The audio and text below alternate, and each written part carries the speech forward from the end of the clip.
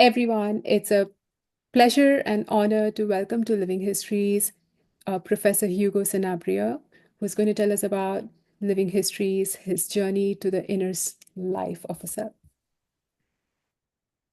Yeah, well, thank you for the invitation and selection, and it's really been a pleasure to listen other stories in this episode. I would like to share that kind of this talk is a compression version of one that I gave to a couple of times here at Clemson University to an audience of undergraduates, but I feel like the lessons learned also apply for even kind of more mature careers, because I sometimes have to actually come back to this presentation that I gave to others and I give it to myself as an encouragement, particularly in these critical times.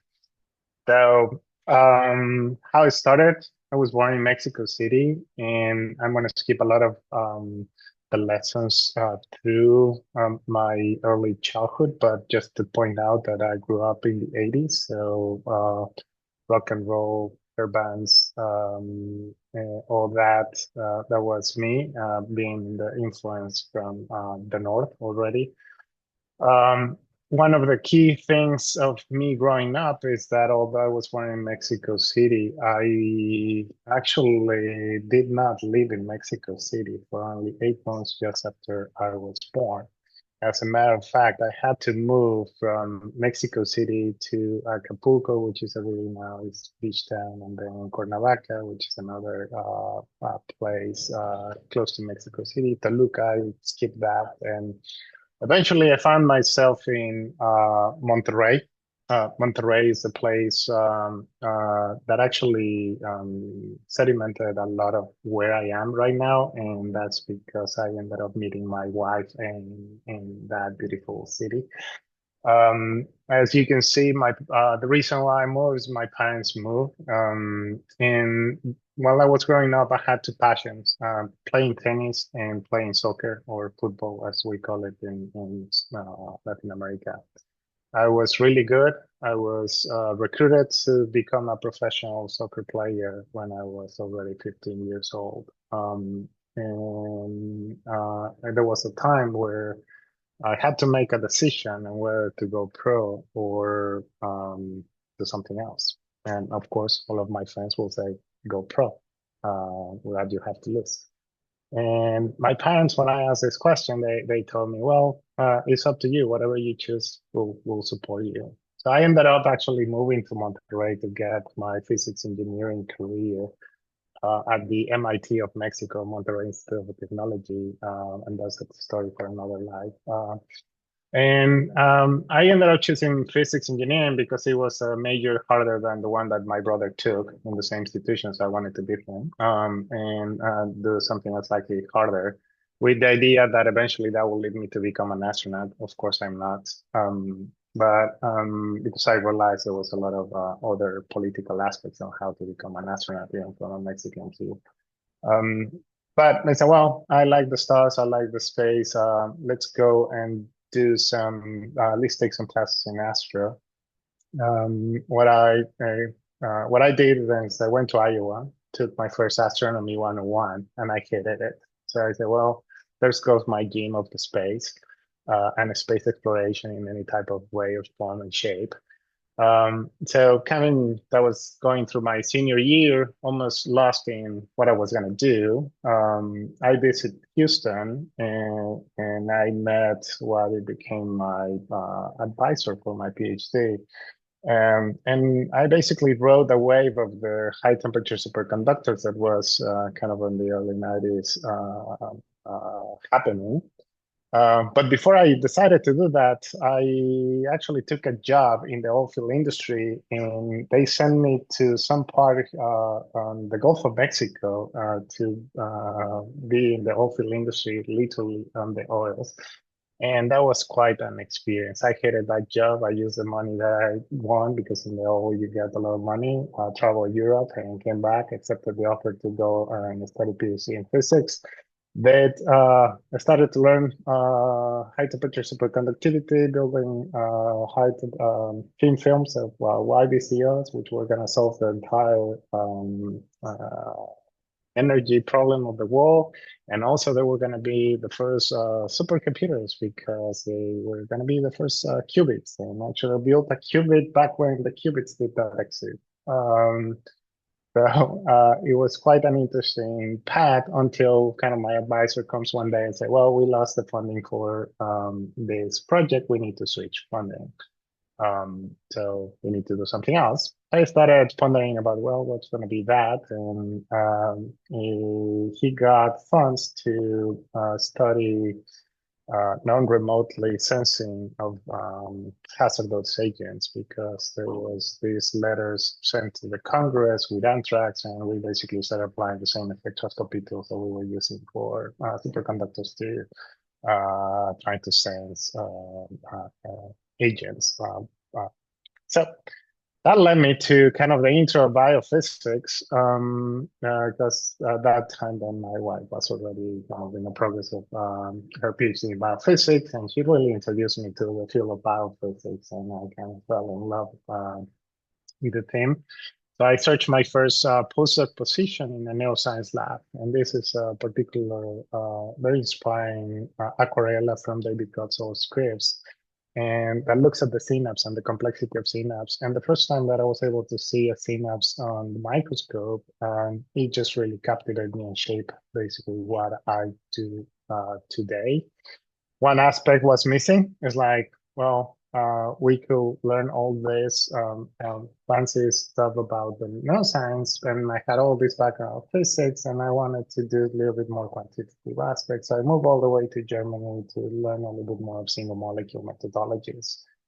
And after 4 years, came back to Clemson and basically established my lab, where I'm doing basically single molecule biophysics, specifically for problems related to the nervous system. So we build tools from tabletop, things that we can do. We try to study how this wonderful machinery that makes up the synapse connections work and function in a very complicated environment. And that has been through really an effort of the many people that have worked through the lab and all the mentors that I had in the past. So typically what uh, when I kind of reflect on all those experiences that led me to where I am right now, I always kind of fan of acronyms in the single molecule biophysics world. There's all these acronyms in biophysics. I said, well, why don't I come up with an acronym that reflects actually my journey and the things, the lessons that are important in keeping up in academia. So really the acronym is all about the journey because it's our journey, is your journey, is my journey, and everybody's journey is completely different, and it's okay and perfect. And it's even the fact that it's not perfect, it makes it perfect. So J is really for the joy, because we need to keep fighting to keep the joy. Every day is a fight, and it seems that sometimes some days are tougher than others. But we need to fight for joy. If we don't fight for joy, no one is going to give it to us. In the current climate, this is more important than ever. And I just have to keep that optimistic side of me. And that's why I say, like, I sometimes come back to this, to my lab, in my lab meetings, because this is something that we all have to push. Always for the opportunities that come along the way in the path of this seemingly random path that we have. And is when those opportunities come, we just have to say yes. Because when you say yes, really those doors open, and if we say no, basically they stay shut. So we have to be willing to take that um, door. U is for our unique path. because we are unique. You are unique. There's basically no one else with the same experience, with the same background, with the same training, with all those backgrounds. That makes you unique. So we don't have to compare with others. Sometimes that imposter syndrome is because we are only comparing against others. And when we focus on what makes us, and that we're beautiful, that's where is the key. And the next one is risks.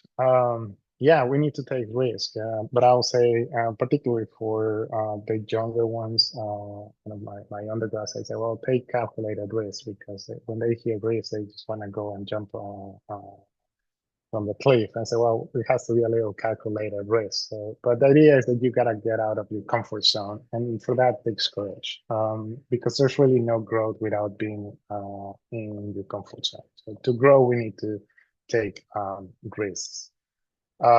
We also have to learn to say no.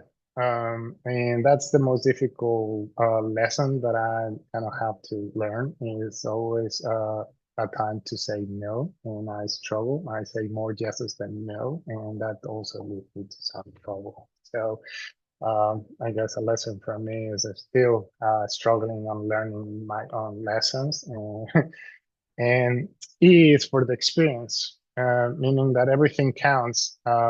Every decision, every failure, every mistake, all that, it adds up. We don't know when that's going to actually build up or come out again, but everything adds. Nothing is to subtract, actually. All the experiences that we live is really opportunities for learning.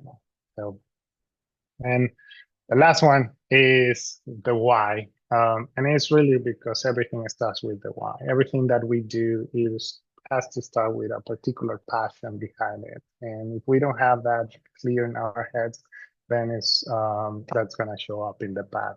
And with that, because basically times is up, I really want to thank kind of my family. This is a few years back with my parents here, my brother and his family, that they being the backbone for my entire life and support. But they're not being the only ones. Kind of really my lab, current and past members, and the support that we've been getting through doing the research that we all love because of the and of course all the collaborators that I had along the way that have teach me all amazing lessons. So, and with that, thank you for listening. Uh, Thank you so much, Hugo. On behalf of the audience, I'm thanking you. And audience, please feel free to send your questions for Hugo to me via chat. Hugo, I will get started with a question. Um, on the first of the bullets you showed in the end on joy, which is you alluded to the fact that it takes work, it takes intentionality to choose joy. Uh, would you please speak to some of the techniques you have to get to that point, even when it feels really hard? Yeah, I guess is being unique is learning to be okay with who you are, right? So appreciating your strengths, but also valuing your weaknesses, right? That because we learn also from our weaknesses.